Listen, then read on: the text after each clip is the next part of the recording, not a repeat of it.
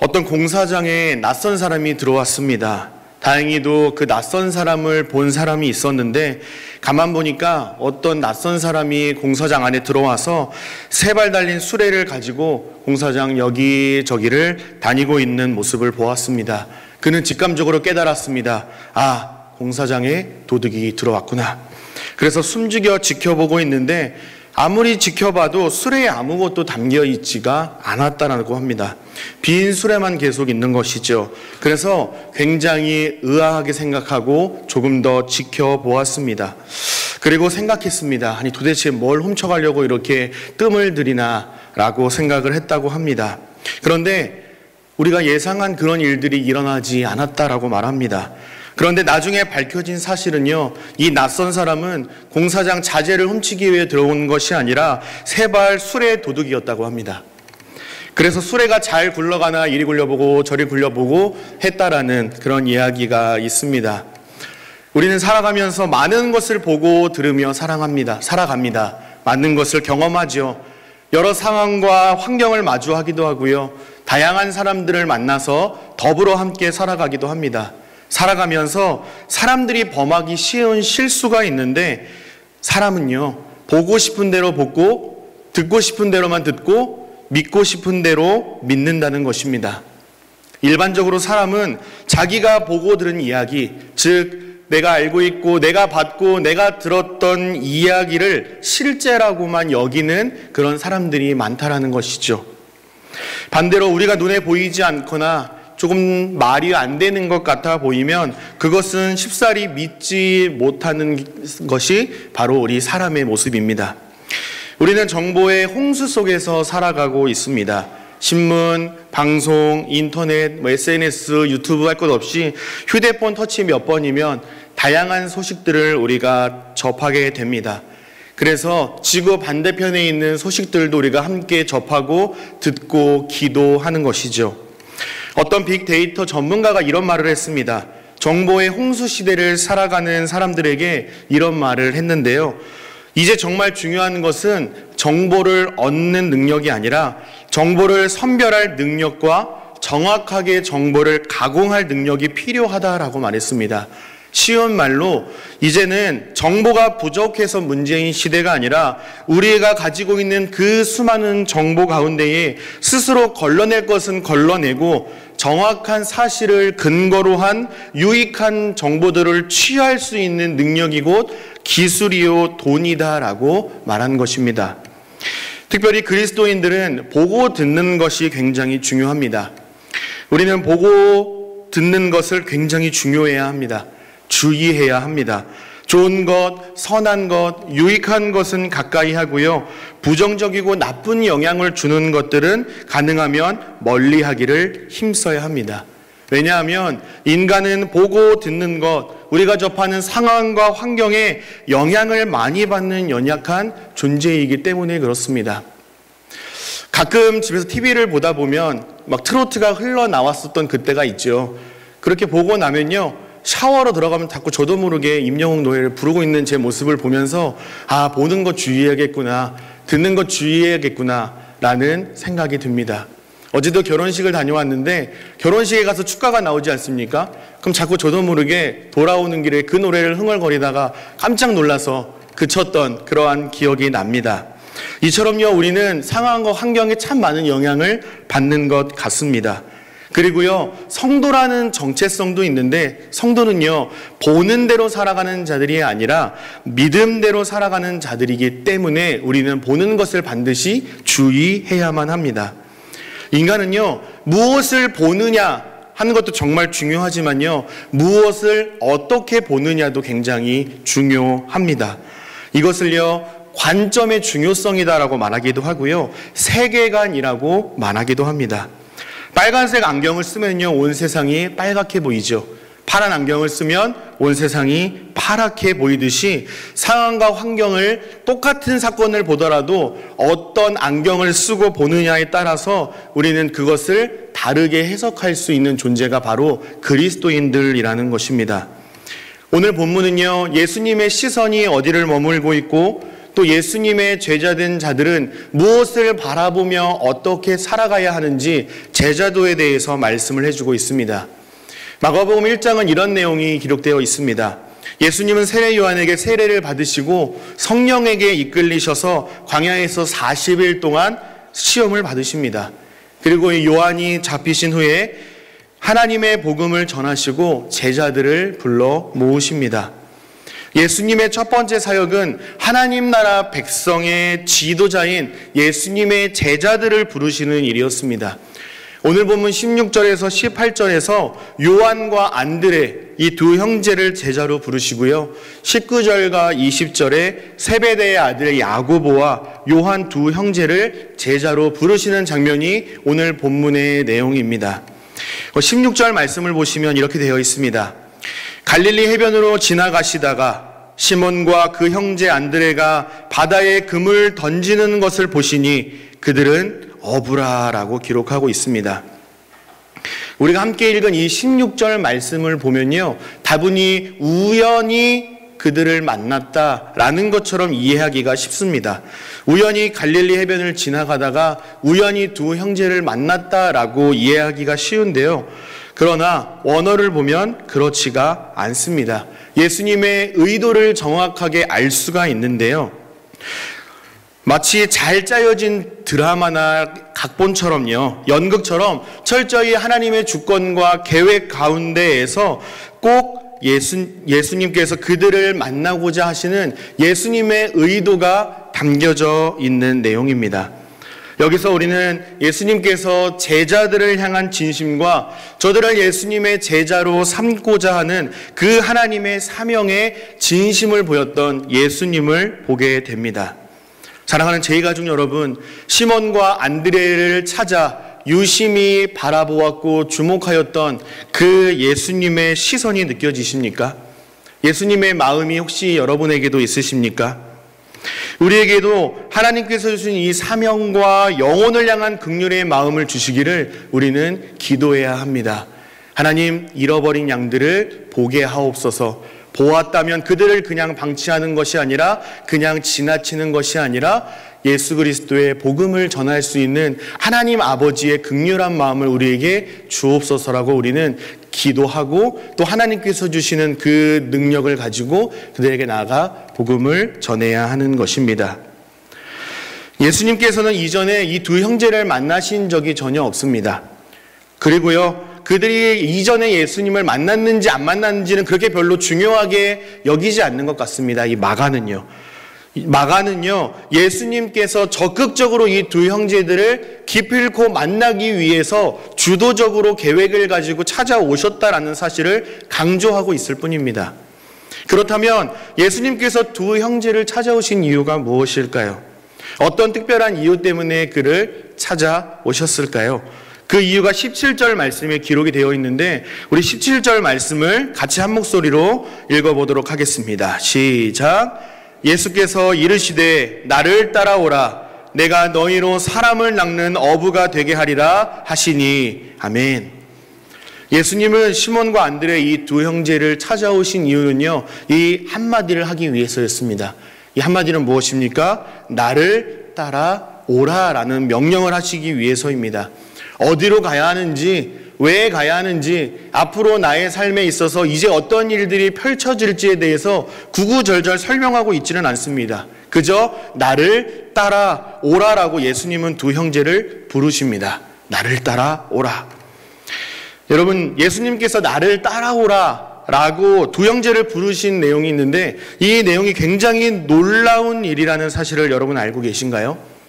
당시 시대적인 배경을 보면요, 통상적으로 선생님과 또 제자의 관계를 이루기 위해서는요, 보통은 제자의 삶부터 출발합니다. 제자가 선생님을 찾아가서 선생님을 따르게 해주십시오. 제가 이렇게 배우고 싶습니다. 저도 닮고 싶습니다. 저를 수제자로 받아주십시오. 라고 간절히 요청하고, 선생이 제자에게 요구하는 그 자격들을 통과하면 제자로 받아주는 그러한 과정들이 있지 않습니까? 그런데 지금은 반대로 되어 있습니다. 어떻습니까? 예수님께서 직접 선생님이신 예수님께서 제자들에게 먼저 찾아가셔서 말씀하시는 것입니다. 제자로 부르고 계신다라는 것입니다. 내가 너의 선생이 되고 너희는 내 제자가 되라 라고 제자의 삶으로 선생님께서 먼저 제자에게 찾아가셔서 초대를 하고 있는 것입니다. 통상적으로 굉장히 놀라운 일입니다. 근데 여기서 끝이 아니라 그들에게 사명을 주시는데 그 사명이 무엇입니까? 그들에게 사람을 낚는 어부가 되게 하시겠다라고 말씀을 하고 있습니다. 여러분, 사람을 낚는 어부가 된다. 사람을 낚는 어부, 과연 어떤 사람을 말하는 걸까요? 이 예수님의 말씀을 이해하기 위해서는 우리가 구약의 성경을 좀 먼저 이해할 필요가 있는데요. 예레미야 16장 16절 말씀과 아모스서 4장 2절 말씀을 한번 보도록 하겠습니다. 먼저 예레미야 16장 16절 말씀을 제가 읽어드리도록 하겠습니다. 여호와의 말씀이니라. 보라, 내가 많은 어부를 불러다가 그들을 낚게 하며 그 후에 많은 포수를 불러다가 그들은 모든 산과 모든 언덕과 바위 틈에서 사냥하게 하리니라고 말씀합니다. 이어서 아모스서 4장 2절 말씀도 읽어드리겠습니다. 주 여호와께서 자기의 거룩함을 두고 맹세하시되 때가 너희에게 이를지라 사람이 갈고리로 너희를 끌어가며 낚시로 너희의 남은 자들도 그리하리라. 아멘. 이 두 구절은요, 아주 동일한 주제로 말씀을 하고 있는데 내용은 아주 간단합니다. 하나님이 어부들과 사냥꾼을 불러다가 물고기와 짐승을 잡듯이 사람들을 잡아다가 심판하신다라는 말씀입니다. 말씀의 핵심은요, 하나님의 심판은 반드시 임하게 될 것이고 어느 누구도 하나님의 심판에서 피할 수 없다라는 경고의 말씀입니다. 모든 산과 언덕과 바위 틈에 숨어 있는 자들이라 할지라도 결코 하나님의 심판에서 예외일 수가 없다라는 경고의 말씀인 것입니다. 예수님께서는 복음을 선포하실 때에 14절 15절에서 이렇게 말씀하셨습니다. 때가 찼고 하나님의 나라가 가까이 왔으니 회개하고 복음을 믿으라 라고 말씀하셨습니다. 우리가 지금 읽은 이 예레미야 16장 16절 말씀과 아모스 4장 2절 말씀처럼 하나님의 심판이 날에 가까이 왔으니 모든 산과 언덕과 바위 틈에 숨어 있는 자들까지도 찾아내고 예외 없이 심판하신다는 종말적인 의미를 말씀해주고 계시는 것입니다. 이것이 예수님께서 전하신 하나님 나라의 복음의 핵심입니다. 그런데 구약의 말씀과는 달리 이 예수님의 가르침을 보면요, 하나님의 심판을 피할 수 있는 유일한 방법이 있다라고 말씀을 하고 있습니다. 그 유일한 방법이 바로 회개하고 복음을 믿는 것입니다. 예수 그리스도를 믿는 것이 유일한 구원의 방법이라고 말씀하는 것입니다. 여러분, 병원에 갔는데 치료에 어렵다, 이제 치료가 어렵다라는, 병에 걸렸다라는 진단을 받은 환자에게 최고로 좋은 소식이 무엇일까요? 죄송합니다, 제가 오진했습니다라거나 아니면 놀랍게도 당신의 병이 깨끗하게 나았습니다라는 말이 가장 좋은 소식이겠죠. 또 죄를 지은 범죄자는 어떨까요? 법정에서 선고를 받을 때에 판사에게 가장 듣고 싶은 말이 무엇일까요? 당신은 죄와 상관이 없습니다. 당신은 이제 가만히 보니까 죄인이 아닙니다라는 말을 가장 듣고 싶지 않을까요? 마찬가지로 죄악으로 말미암아 하나님의 불가피한 심판 앞에 둔 사람들이 기대하는 최고의 좋은 소식은 무엇이겠습니까? 여러분은 이제 하나님의 심판과는 전혀 무관한 사람이 되었습니다 라는 소식 아니겠습니까? 그렇습니다, 여러분. 사람을 낚는 어부가 되게 하시겠다라는 말씀은요, 바로 이런 말씀입니다. 이제는 너희가 힘들게 발릴리 바다에 나가서 물고기 잡지 않아도 이제 배부르게 살아갈 수 있다. 권력과 많은 것들을 누리며 떵떵거리며 살아갈 수 있다라는 부르심이 아니었습니다. 세상의 즐거움과 평안함으로 초대하는 것이 아니라 오히려 섬김의 길로 초대하신 것입니다. 십자가의 길을 걸어갈 것을 요청하신 것입니다. 잃어버린 자와 같은 너희들을 먼저 구원할 터이니 너희들과 같은 하나님의 심판이 불가피한 자들에게 아니다, 심판이 끝이 아니라 구원의 방법이 있다. 그것은 바로 회개하고 복음을 믿으라라는 그 하나님 나라의 복음을 같이 전하자라고 제자들을 부르신 것입니다. 사람을 낚는 어부가 되게 하셨다는 말씀은요, 하나님의 심판으로 말미암아 죽을 수밖에 없는 소망 없는 자들을 구원해 주시겠다라는 이 구원자 예수 그리스도의 초대요, 흑암의 권세에서 건져내셔서 이제는 사랑의 아들의 나라로 옮겨 주시겠다라는 사랑의 표현인 것입니다. 사랑하는 제2가족 여러분, 우리가 이 사실을 꼭 기억했으면 좋겠습니다. 시몬과 안드레뿐만 아니라 예수님의 제자들뿐만 아니라 이 시대를 살아가는 우리 모두를 사람을 낚는 어부로 부르셨다라는 사실을 꼭 기억하시기를 바랍니다. 지금도 여전히 심판 앞에 선 자들을 향해서 영광과 구원의 자리로 우리를 초대하고 계십니다. 영광스러운 하나님의 부르심 앞에 우리는 어떻게 응답하며 살아가고 있는가, 또 앞으로 어떻게 살아가야 하는가, 우리의 마음의 중심을 살펴보고 하나님의 부르심 앞에 믿음으로 나아가는 우리 모두가 되기를 간절히 소망합니다. 에베소서 1장 11절에서 바울은 말합니다. 모든 일을 그의 뜻의 결정대로 일하시는 이의 계획을 따라 우리가 예정을 입어 그 안에서 기업이 되었다라고 말씀을 합니다. 우리를 제자로 불러주신 이유는요, 우리의 소유와 성품과 자격 때문이 아니라, 우리의 어떠함 때문이 아니라 철저히 하나님의 주권과 계획 가운데에 우리를 제자로 불러주셨다라는 것입니다. 우리가 착하거나 무언가 열심히 해서 우리를 불러주신 것이 아니라, 왜 그런지 우리는 다 알 수 없지만 하나님의 뜻이라는 사실을 우리는 기억해야 한다는 것입니다. 이사야 43장 1절 하반절에서도 이렇게 말씀합니다. 너는 두려워하지 말라. 내가 너를 구속하였고 내가 너를 지명하여 불렀나니 너는 내 것이라 라고 말씀을 합니다. 하나님께서 우리를 하나님의 것으로 지명하여 부르셨다라고 말씀을 합니다. 부르심의 주체가 우리 안에 있는 어떠함이 아니라 하나님의 손에 달려 있다라는 것을 강조하는 표현이죠. 시간 되는 사람 아무나 와라, 제자될 사람 아무나 와라라고 불특정 다수에게 초대하시는 것이 아니라, 성민아 너 내 제자해라, 이성민 너 하나님 나라의 복음을 나와 같이 전하지 않겠니? 라고 우리의 이름을 불러가며 한 명 한 명 뽑으셔서 우리를 사람을 낚는 어부, 즉 예수 그리스도의 제자로 저와 여러분을 불러주셨다라는 말씀입니다. 그러므로 부르심에 합당한 삶을 살아가기 위해서는 우리는 어떻게 반응해야 할까요? 우리는 예수님의 증인이요 제자로 선택하여 불러주셨다는 사실에 감사하며 우리에게 요구하신 대로 증인과 제자의 삶을 살아가야 마땅한 것입니다. 우리가 제발 제자가 되게 해 주십시오라고 간절히 구했던 소원을 오케이 들어주신 정도가 아니라, 우리는 그렇게 전혀 바랄 수도 없었고 바라지도 않았던 일인데 하나님께서 우리를 너무나도 사랑하셔서 은혜를 주신 것입니다. 자격이 없음에도 불구하고, 잘난 것이 하나도 없음에도 불구하고 오로지 하나님의 주권과 섭리 가운데에 저와 여러분을 하나님을 섬기며 살아갈 수 있는 하나님의 자녀요 직분과 사명을 맡겨주셨다는 사실에 우리는 감사하면서 부르심에 합당한 삶을 살아가기를 힘쓰는 예수 그리스도의 삶을 살아가기를 간절히 소망합니다.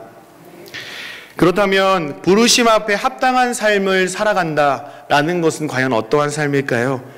18절에서 시몬과 안드레의 결정을 기뻐하시면서 우리에게도 모범 답안으로 제시를 해주십니다. 우리 18절 말씀도 같이 한 목소리로 읽어보도록 하겠습니다. 18절 말씀입니다. 시작. 곧 금을 버려두고 따르니라. 한 번 더 읽겠습니다. 시작. 곧 그물을 버려두고 따르니라. 아멘. 예수님의 부르심 앞에 이 시몬과 안드레 두 형제는 어떻게 반응을 했습니까? 곧 그물을 버려두고 예수님을 따랐습니다. 이 말씀의 두 가지 핵심 포인트를 발견할 수 있는데요. 하나는 곧이라는 표현이고요. 다른 하나는 그물을 버려두고 주님을 따랐다라는 표현입니다. 첫 번째, 곧이라는 표현은요, 주저함 없이 신속하게 주님의 부르심에 반응했다라는 것입니다. 운동회나 체육대회 때 꽃이라고 하죠. 달리기 계주 경기를 보시거나 참석해 보신 분 계실 겁니다. 1번 주자가 다음 주자에게 바통을 딱 넘기는 순간 지체 없이 결승전만 보고 끝까지 다음 주자를 향해 끝까지 달려가는 것처럼 예수님의 부르심 앞에 지체하지 않고 고민하지 않고 열일 제쳐두고 주님을 따라 나섰다라는 것입니다. 이것은 예수님과 말씀의 권위를 인정하는 충성된 태도를 보여주고 있습니다. 우리가 예수 그리스도의 삶을 살아갈 수 있는 것은요, 주님을 따를 수 있는 것은요, 우리가 주님이 누구인지를 알아야 하고요, 주님이 가지신 그 정체성과 능력과 권위를 인정해야 우리도 그렇게 따라 나아갈 수가 있는 것입니다. 두 번째, 어부가 그물을 버린다라는 것은 어떠한 의미일까요? 택시기사가 택시를 버린다라는 것은 모든 것을 포기한다라는 거겠죠. 그냥 요 정도 경제적인 피해는 내가 조금 볼 수 있을 정도가 아니라 모든 것을 다 버려두는 것일 것입니다. 지금까지 살아왔던 내 경력과 과거들도 다 버리고 이제 앞으로 어떻게 살아야 하나, 앞날에 대한 희망과 걱정을 다 뒤로 한 채 주님을 따랐다라는 것입니다. 여러분, 정말 놀라운 결단이지 않습니까? 19절에서 세베대의 아들 야고보와 요한, 이 두 형제는요, 한수를 더 뜹니다. 예수님께서 부르실 때에 아버지와 함께 품꾼도 버리고요, 배도 버리고 예수님을 따랐다라고 말씀을 합니다. 정말 모든 것을 다 버리고 예수님을 따라 나섰다는 말입니다. 그러나 여러분, 놀라지 않으셔도 됩니다. 우리가 가지고 있는 모든 부동산과 차 다 버리고 지금부터 주님 따라 나서겠습니다, 나섭시다 라고 말씀드리려는 것이 아닙니다. 저는 며칠 전에 모든 것을 버리고 예수님을 따라 나선다라는 말을 이해할 만한 특별한 경험을 했습니다. 그래서 제가 여러분에게 소개를 좀 해드리겠습니다. 우리 교회에 운동을 무척 좋아하는, 특히나 축구와 농구를 좋아하고 아주 잘하는 전모 유신이라는 목사님이 계십니다. 그분에게는 비밀로 해주시기를 바랍니다. 점심 식사를 하고 돌아오던 중에 교회 주차장 입구에서 주차장에 들어가기 전에 한참을 서서 스타렉스 문을 열어놓고 가만히 누군가를 주목하고 있는 겁니다. 뭐 하고 있나 하고 봤더니 뒤를 보니 어떤 키가 큰 검은 옷을 입은 남자가 걸어가고 있었습니다. 그런데 이 전모 유신이라는 목사님이 그분에게서 시선을 떼지 못하고 있는 겁니다. 그러면서 계속 눈을 크게 뜨고 계속 이렇게 반복만 하고 있는 겁니다. 그리고 나서 그는 차에서 내려 그에게 달려갔습니다. 스타렉스도 버리고 저와 김 목사님도 버린 채 그를 향하여 뛰어갔습니다. 알고 봤더니 이 전모 유신이라는 목사님이 굉장히 좋아했던, 지금은 은퇴한 농구 선수였던 것입니다. 그의 경기를 찾아볼 정도로 굉장히 좋아하고 그의 농구를 좋아했던 그 사람을 만나게 되니까 스타렉스 버리고 저희 두 목사를 버리고 그에게 따라 나선 것입니다. 그리고 나서 내가 당신을 정말로 좋아했노라고, 당신의 경기를 내가 찾아봤노라고 그에게 팬심을 고백하고 또 사진도 찍고 그렇게 보람찬 마음으로 사무실로 돌아왔습니다. 저는 그때 깨달았습니다.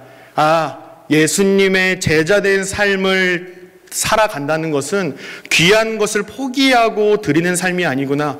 내가 무엇을 드려야 할까, 얼마를 드려야 하나님께서 기뻐하실까, 그것을 고민하는 사람이 아니라 그냥 주님이 좋아서 따라간 거구나. 주님이 어떠함이 좋아서가 아니라 그저 주님이 좋으니까, 주님의 권위가 너무 놀랍고 그분을 닮고 싶으니까 모든 것을 놓고 주님을 따랐구나. 제자들이 그래서 예수님을 따라 나선 거구나 라는 사실을 깨달을 수가 있었습니다. 예수님의 부르심 앞에 버리고 따라 나섰다는 것은요, 예수님을 향한 각오와 충성된 모습을 잘 보여주는 행동이라고 할 수 있습니다.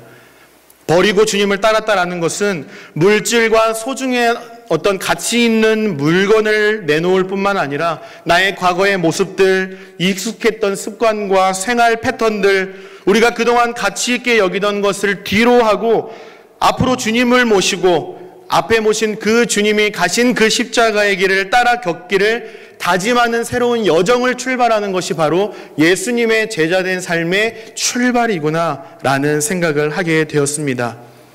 예수님의 제자된 삶은요, 우리의 귀한 것을 주님께 바치는 삶이 아니라 그저 주님을 좋아서 따라가는 삶인 것입니다. 세상을 덜 사랑하고 주님을 더 사랑하며 살아가겠다라는 것이 믿음의 고백인 것입니다. 우리에게도 이러한 변화와 고백과 결단들이 있게 되기를 간절히 소망합니다. 우리가 품었던 그 결단들이 변하지 않고 끝까지 주님 앞에 설 때까지 간직되기를 간절히 소망합니다.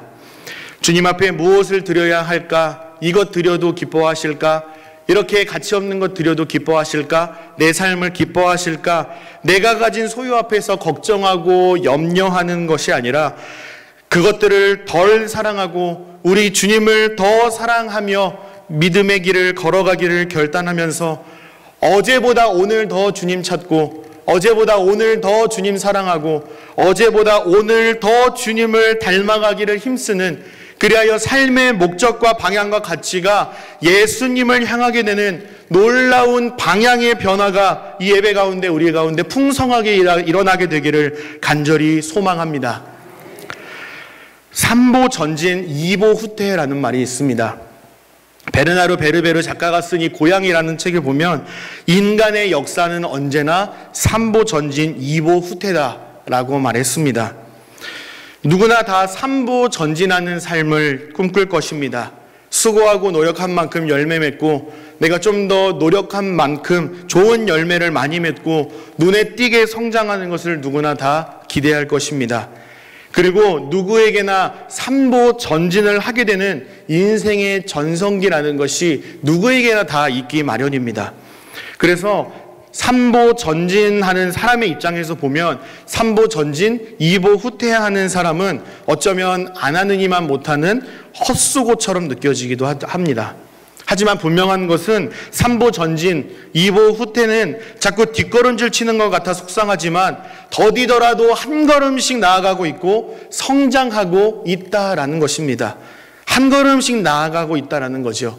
그러니까 세보 전진하는 사람보다는 오래 걸릴지 모르겠지만 반드시 그 한 걸음 한 걸음 한 걸음 차근차근 걸어가다 보면 결국은 목적지에 도달하게 되어 있다라는 것입니다.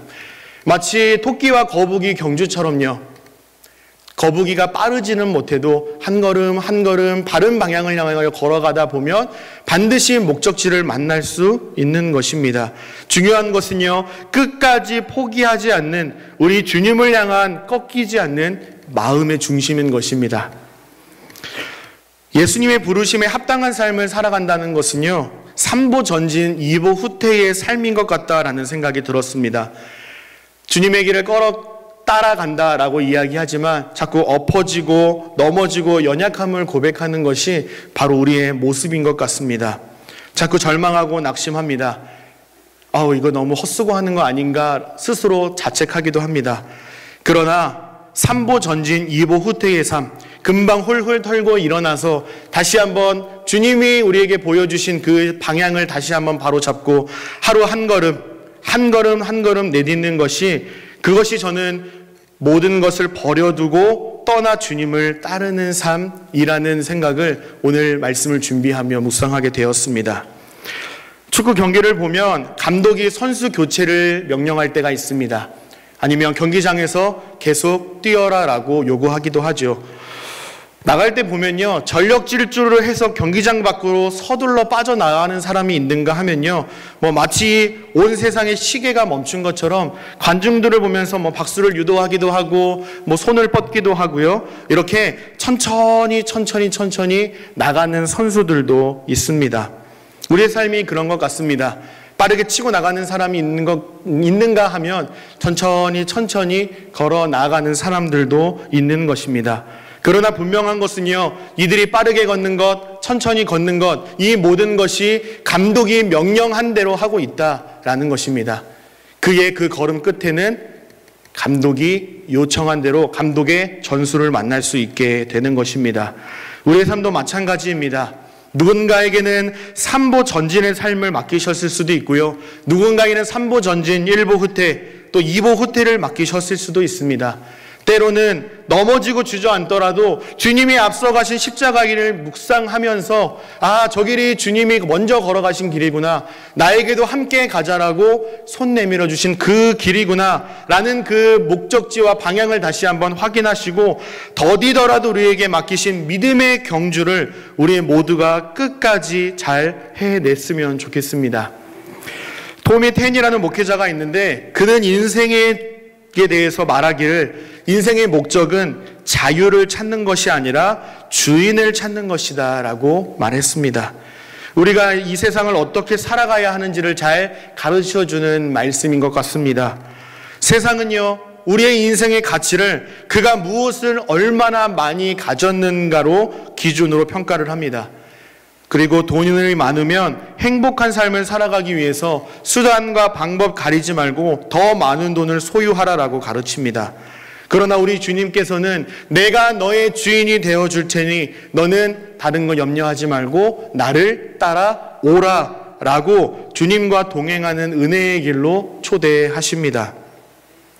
우리의 소망은요, 많은 돈을 소유하는 것에 있지 않습니다. 더 높은 곳에 올라가는 데에 우리의 목적이 있지 않습니다. 우리 인생의 가치는 물질의 소유로 결정되지 않습니다. 우리의 목적지는 부자가 되는 것이 아닙니다. 주님께서 하나님 나라의 복음을 위하여서 하나님의 주권과 계획에 따라서 우리를 예수 그리스도의 제자로 부르셨습니다. 그러므로 예수님의 존재와 그의 말씀의 권위를 인정하고 부르심에 합당한 삶을 살아갈 것을 우리에게 요구하고 계십니다. 하나님께 우리의 시선과 우리의 마음의 중심을 고정하고 때로는 우리의 약함과 문제들까지도 하나님 앞에 드리며 주님께로 한 걸음 다가가는 삶, 주님을 어제보다 더 사랑하는 삶, 이것이 바로 예수님께서 제자로 부르시면서 기대하셨던 주님을 따르는 제자의 모습인 것입니다. 말씀을 정리하겠습니다. 이런 이야기가 있습니다. 여러분, 동계 스포츠의 꽃이라고 알려진 스키라는 종목이 있습니다. 이 스키 선수가 이런 말을 했습니다. 레이스를 하면서 제 키보다 더 큰 나무에 부딪히지 않고 잘 피해야겠다고 생각하며 레이스를 할 때는 꼭 나무에 걸리더라는 겁니다. 그런데 앞에 아무리 큰 나무가 있어도, 키보다 더 큰 나무가 있어도 내가 가야 할 길에 집중하며 레이스를 끝까지 다 했더니 나무를 잘 피해서 좋은 성적을 거둘 수 있었다라고 말합니다. 사랑하는 제2가족 여러분, 우리가 주님의 부르심 앞에 주님을 따라 나서는 데에 좋은 가르침을 주는 것 같습니다. 주님을 따르기 위해서 어떻게 해야 할까? 더 많은 수고와 책임이 뒤따르게 될 텐데 내 삶이 너무 힘들지 않을까? 피곤하지 않을까? 이런 것들을 생각하면 오히려 주님을 따라가지 못한다라는 것입니다. 그러나 스키 선수가 내가 가야 할 그 레이스의 길만 보고 묵묵히 끝까지 집중하여 레이스를 마쳤을 때에 좋은 성적을 얻을 수 있었던 것처럼 우리도 주님이 우리에게 모범으로 보여주셨던 그 십자가의 길을 한 걸음 따라 나아갈 때에 비로소 우리의 삶을 돌아보면 그물도 버리고 배도 버리고 아버지와 품꿈도 버리며 주님을 따라가고 있는 그 예수 그리스도의 제자의 여정의 삶을 살아가고 있는 저와 여러분을 발견하게 되실 것입니다. 주님은 우리에게 지금도 요구하고 계십니다. 나를 따라오라.